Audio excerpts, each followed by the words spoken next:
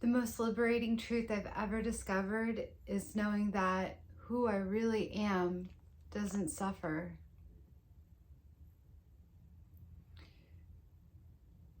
Who I really am is actually not even living. It's not going through this life. It's not experiencing this body. It's not the thoughts. It's not the story. It's not the one that lives this life and feels like it was born and eventually will die. It's none of that. Who I really am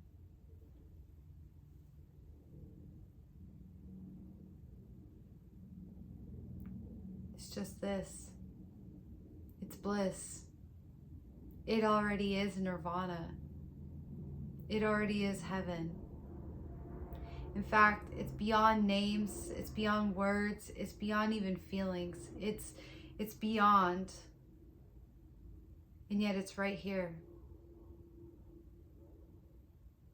It feels like it's watching. Sometimes I feel like it's watching from this area of the heart. Sometimes I feel it around like here.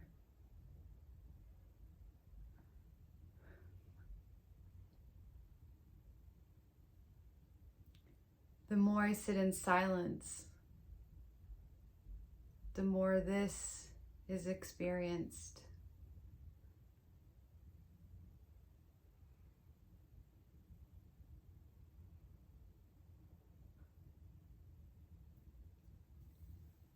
The less identification with this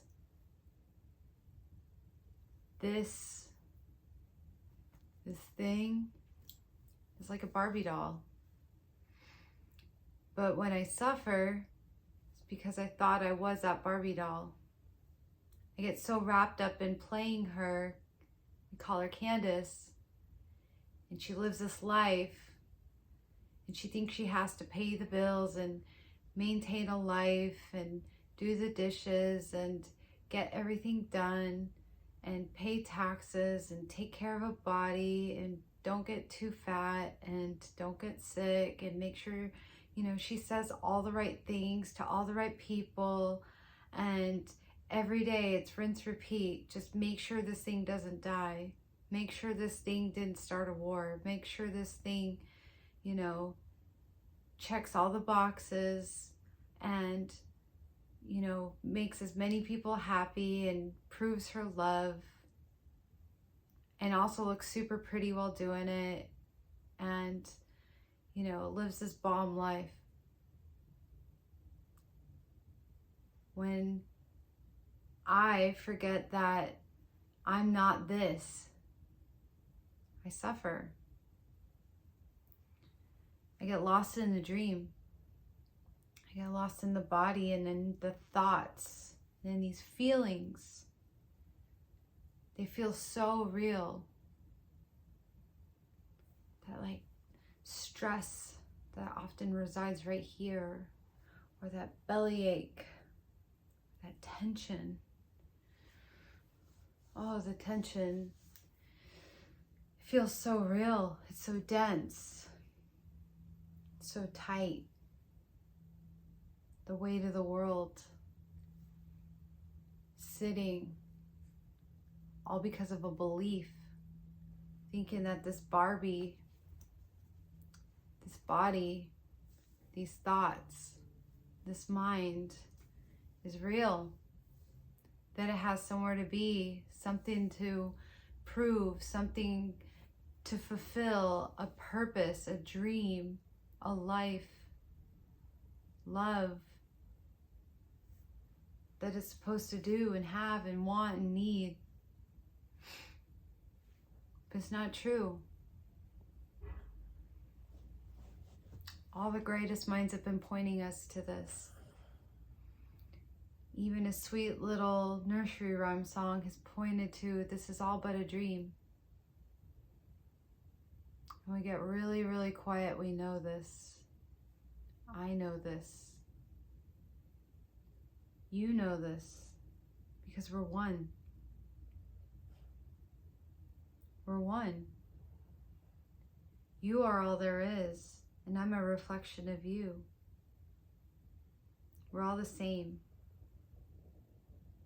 We feel the same because we're one. There is no other. And in the dream, and in this thought that we are these people, it feels like we're separate. It feels like we're each these little fingers playing these separate little games, and that we all have to survive. We all have to make sure each one of us is taken care of. We have to make sure that no one says anything wrong to us. No one hurts us. We have to protect. We don't want to be triggered. We don't want to be victimized. We don't want to be offended.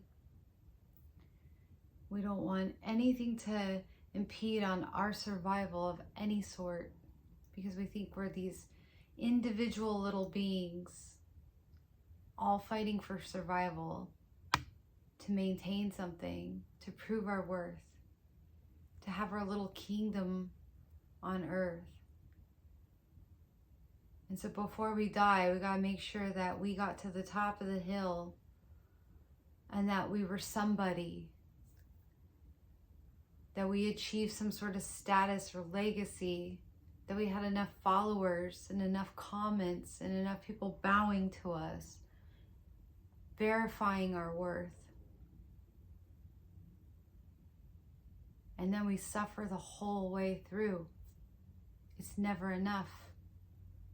Even if we feel safe, then we still want more beauty, more fame, more money, more accolades, more, because this persona, this character is never fulfilled because it's dualistic. It's limited. If there's a birth, then there's a death. And those are two things.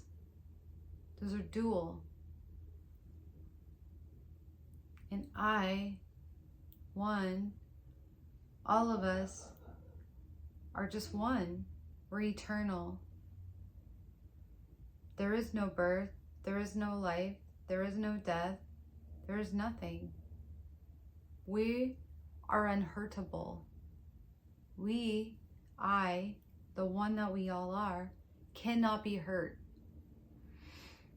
It cannot be tortured. It cannot be raped. It cannot be killed. It cannot be mocked. It cannot be stolen from. It cannot be tortured.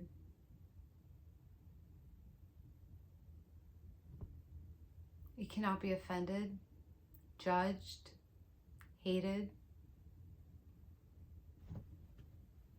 Because all those things are within the dream of duality. And it's beyond.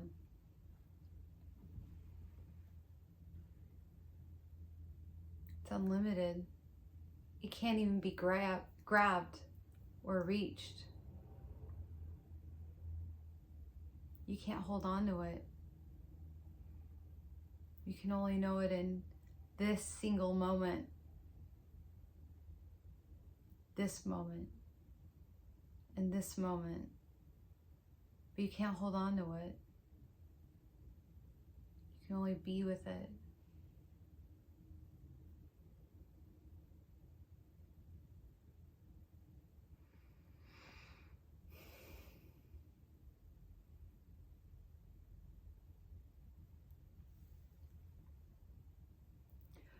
What do we do when we get lost in those thoughts and feelings? We get offended. We get triggered. We get hurt. We get scared. Our anxiety or depression pops up. We feel a lack of money. Feel a lack of trust. We feel hopelessness. We feel jealous. We feel greedy. What do we do with that? Well, positive thoughts are not the way out because we're not our thoughts. Affirmations can help lead you there, but ultimately you are not your thoughts. So it's not within words. We use words as a tool to lead us to the silence and to the bliss. But ultimately we have to drop our thoughts and our words because they are limited and they're not the ultimate truth. So what do? We begin to watch our thoughts. We transmute our thoughts and our feelings. I personally like to welcome them because whatever we resist persists. So if we resist feeling lack, we resist feeling angry, we resist our pain, we're going to get more of it. We're damming it up. We numb it, or it goes somewhere else at another time. But if we welcome it, say, yes, you're welcome here because I know you're not even real. So I'm not afraid of you. So I welcome you. Welcome all the stress that tends to reside right here. And don't own it. It's not you. Just welcome what is. Say, there is stress. There is fear. There's jealousy. There's anger. It resides, you could point to it. Just kind of feel it like it resides. But remember, you're not your body. So you don't want to identify it as your body, but we'll just say the stress resides right in here in the chest. It's like an energetic congestion. So what I do is I welcome it. All fear, all stress, all anger, all shame, greed, jealousy, victimization. I gather you up. And I just imagine it gathering up like a dark cloud. And I'm just like creating this dense, dark cloud. Just imagine it. I'll talk to it, but eventually I have to stop my thoughts and the words because we're going to drop behind all that. So I imagine like all the denseness, and sometimes my mind wants to go other places and you just bring it back. Sometimes I have to do it with my eyes open, but I like create this density, this darkness, or a picture of something heavy. And so I'll imagine this thing and close my eyes, or I'll keep them open. I'll stare at a wall so I can stay focused. I'll imagine that density. And then I imagine myself as the eternal sun behind it. Kind of like this picture. Just imagine the sun and the eternal light that I really am. And I imagine that light just burning. And imagine that energy getting weaker and smaller. Sometimes it takes 10 minutes, sometimes it takes an hour, sometimes I have to go back day after day after day and just burn that energy up, but I just stare at it. I imagine it, and every time I feel anything less than bliss, bring it up, stare at it.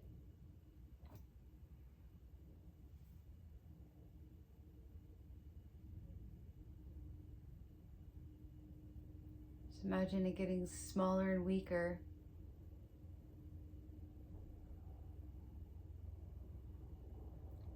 I am that silence, that eternal bliss,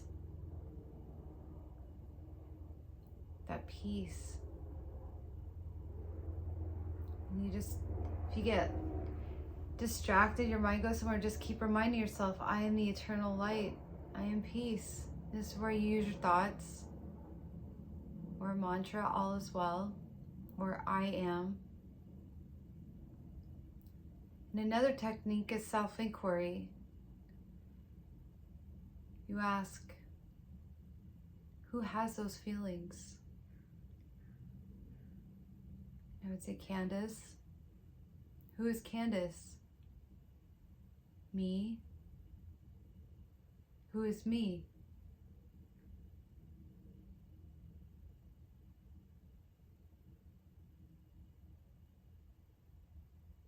You can't find the answer, and that's who you are. So then I'll look at those feelings. What are those feelings? pain, stress, fear. What is that? Maybe we call them programs or conditions. Well, what are those?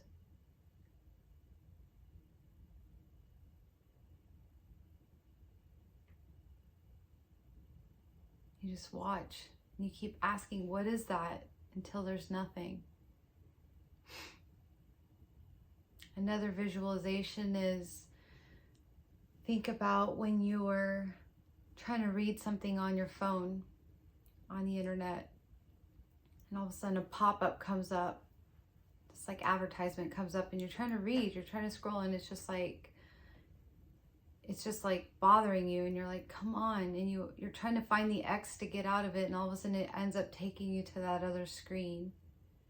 You're like, geez, now I don't want to see this Toyota ad. I just wanted to read this article. But now I'm on this ad, and now it's out saying I won, $10,000, and it just takes you on this rabbit hole. You're like, geez, I just wanted to read. So then you're Xing out and having to start all over. Our thoughts and feelings are like that. They're like these little pop-up messages. And they're like, oh, you're having this moment. The article's like the moment. And all of a sudden this little thought comes up about money. And then all of a sudden a pop-up ad says, freak out about not enough money comes up.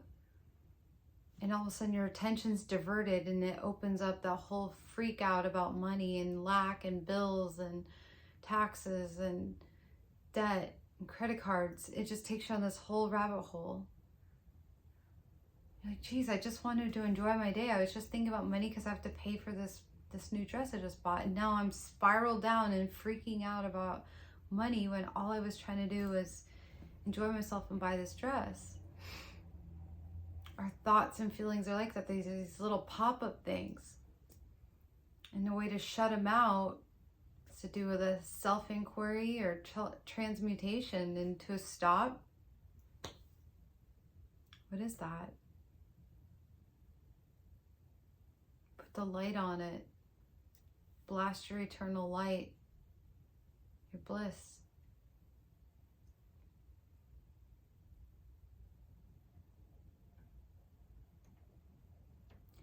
I personally like to use visualizations. Sometimes those are thoughts. If I can't sit in silence, if the mind's being really active. I like to use the metaphor of Buddha having arrows coming to him, being shot by a demon. And he just remained in bliss. And he turned them into flowers. So you imagine your thoughts and your feelings, and they're like coming at you. Be afraid, be scared. You have to worry about tomorrow, and you should still be suffering about yesterday. All these thoughts are common. You just sit there and you remain. Just imagine each one turning into a flower. Make a bouquet. You're like, I am untouchable. I cannot die. Problems only exist in duality and in thought, but I am not that. In truth, there are no problems. In truth, there is only bliss. Bliss is outside of duality. Bliss is just being.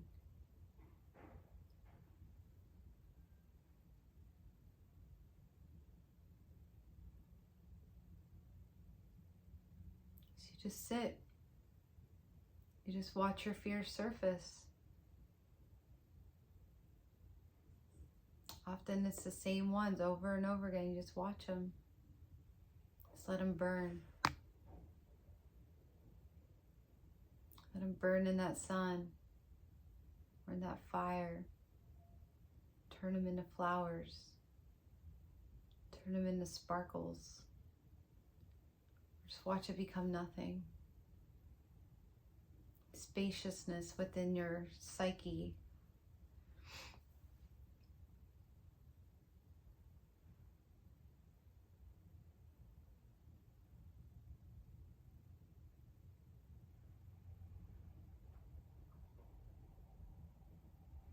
all is well. All is always well.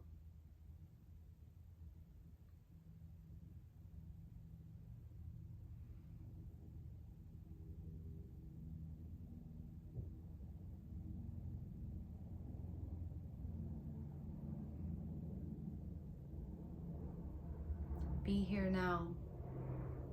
Be in the bliss that you really are. And you'll see that life takes care of itself. Things will just occur. You will naturally be led one moment at a time. You will just naturally know what to do. The body will take care of itself. The doll will start playing and operating just on instinct. It'll become natural as you sit back and watch from the eternal bliss.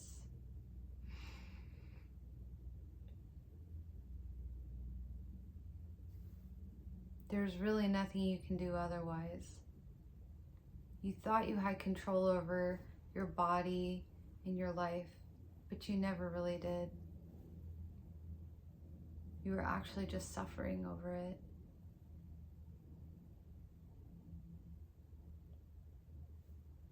So as you remain and abide in the self, the I, the eternal light, the silence, you'll literally just watch life flower and bloom and work itself out. The body might even endure a little pain, but it'll all be okay because you're not identified with that body. You just watch it like a movie. You just adore it.